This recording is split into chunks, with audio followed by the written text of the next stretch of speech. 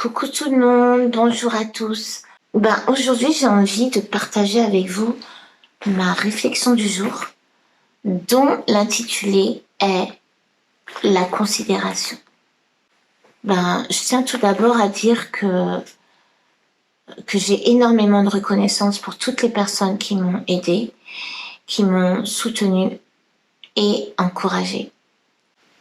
Parce que, en vérité, rares sont les personnes qui ont la considération pour ce que vous faites dès le départ. Et je précise bien, dès le départ. Surtout dans les petits commencements. Mais je vous en veux pas. Hein. La Bible déclare qu'il ne faut jamais négliger les faibles commencements. Pour moi, c'est aussi une façon de t'apprendre à aborder les choses avec une certaine humilité, on va dire. Et pour moi, clairement, ça veut dire aussi qu'il vaut mieux parfois même commencer tout petit là, hein, tout petit. Genre, on ne te voit même pas. Mais t'inquiète, c'est la petite graine là que le Seigneur a semée et qui un jour ou l'autre éclore. Mais vous savez, pour moi, la considération, en vrai de vrai, elle se gagne en fait. Elle se mérite. Un peu comme le respect. Mais avant, il faut bosser les gars. Il faut bosser. Ouais, il faut travailler, il faut persévérer, il faut s'acharner même. Il ne faut rien lâcher en fait. Don't give up. Et c'est comme ça que vous allez gagner en respect et en considération. Vous savez, je parle souvent de foi. Et encore une fois, il s'agit encore de ça. Il faut une bonne dose de foi parce qu'il faut y croire. Je veux dire, pour rien lâcher, il faut y croire. Et il faut croire en soi. C'est pas toujours facile de croire en soi, surtout quand on t'aide pas. Et pourtant, il faut croire que c'est possible, que ce n'est pas qu'une question de chance. Parce que la chance, là, elle ne te tombe pas dessus comme ça, bim, du jour au lendemain, sans que tu n'aies fait quelque chose pour la provoquer, sans que tu n'aies bougé le petit doigt. Moi, j'y crois pas. On va pas se mentir, en fait. Pour moi, la chance se provoque. Clairement, elle arrive quand tu l'as provoquée. Elle arrive lorsque tu l'as méritée, en fait. Si tu ne fais rien, il se passera rien. Moi, je suis là juste pour vous rappeler les choses, en fait. Parce que je suppose qu'en vérité, je vous apprends rien. On sait tout ça. On le sait tous à chacun. Mais le problème, c'est que la plupart du temps, on n'agit pas en conséquence. C'est ça, en fait. Donc, si tu croyais pas avant, crois maintenant. Parce qu'il n'est jamais trop tard pour bien faire. La Bible déclare que tout est possible à celui qui croit. Tout. Donc, crois seulement, en fait.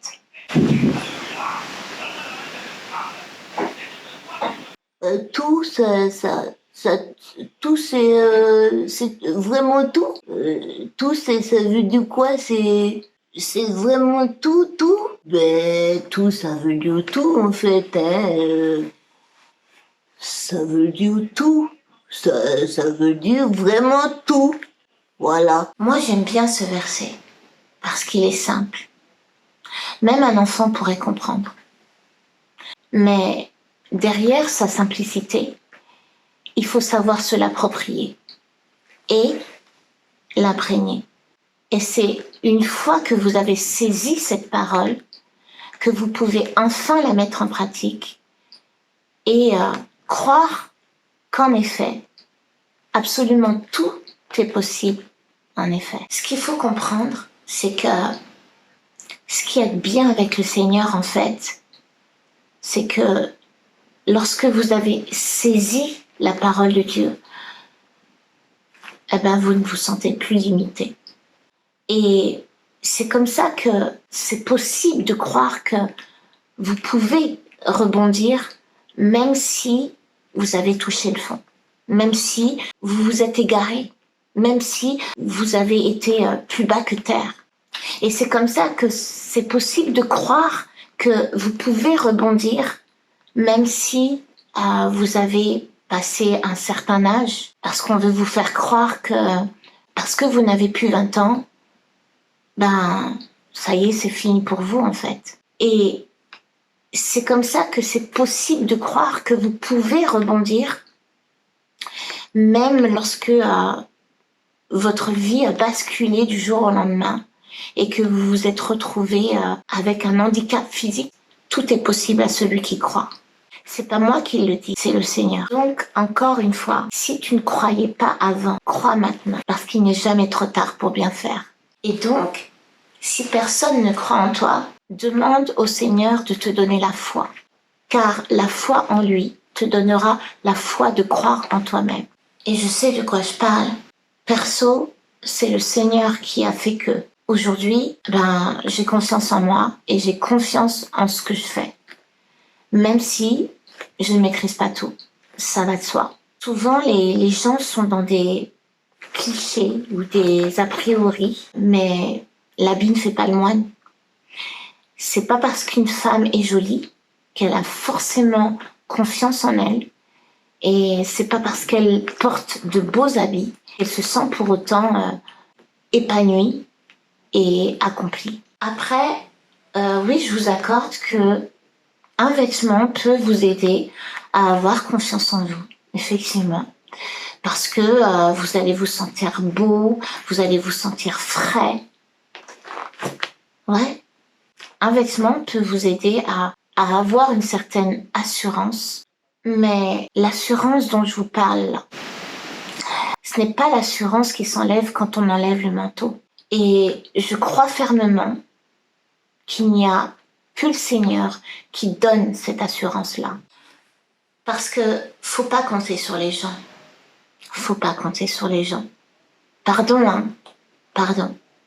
Mais rares sont les personnes qui vont vous pousser et vous motiver à croire en vous. Mais le Seigneur est celui qui change la donne, car il mettra sur ton chemin quelques personnes de bonne faveur, un petit comité, mais de bonne faveur, qui vont te tirer vers le haut, afin d'être sûr que tu puisses y arriver, et afin que lui-même, que le Seigneur lui-même puisse atteindre ses propres objectifs. Et un de ses objectifs, c'est que tu réussisses. Parce que le Seigneur veut que tu réussisses. C'est sa volonté. Et je vais te dire, il ne demande que ça, de t'accorder sa grâce.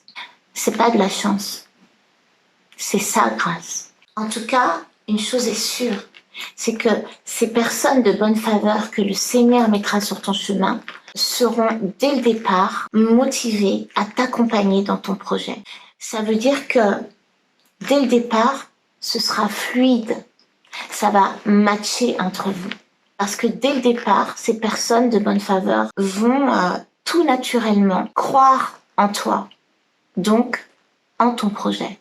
Ce qui va se passer, c'est que vous aurez tout d'un coup un même intérêt en commun. Et du coup, ces personnes auront forcément à cœur de s'investir et s'impliquer dans ton projet. Le Seigneur sait faire ce genre de choses. Il sait le premier que ça va matcher en fait. Parce qu'il aura choisi les personnes avec lesquelles vous pourrez vous complémentariser. Et il n'y a rien de mieux que la complémentarité. En couple, il n'est pas rare d'être complémentaire. En amitié aussi, en affaires et dans le business également.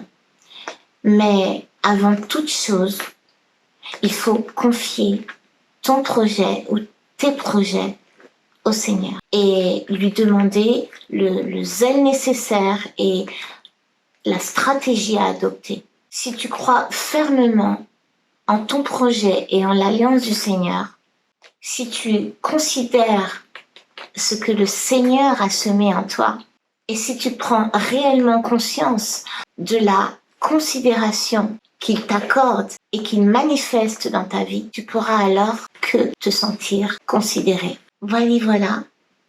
Voilou. Soyez bénis. Bisous et big up à tous. Et n'oubliez pas que le Seigneur vous aime et que je vous aime comme les enfants aiment les bonbons.